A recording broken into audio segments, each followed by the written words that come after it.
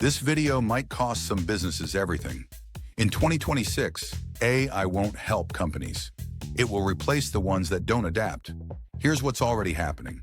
Small businesses are firing agencies because AI now runs ads, writes content, answers customers, and follows up automatically.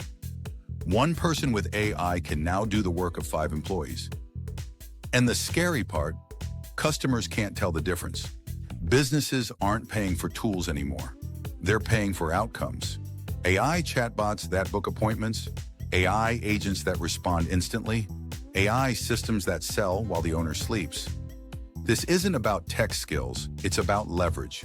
The people winning in 2026 aren't building apps.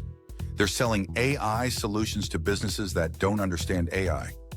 If you know what to automate and who to sell it to, you don't need employees. You don't need investors. You just need speed. Because the businesses ignoring AI today will be buying it from someone else tomorrow, or they won't exist.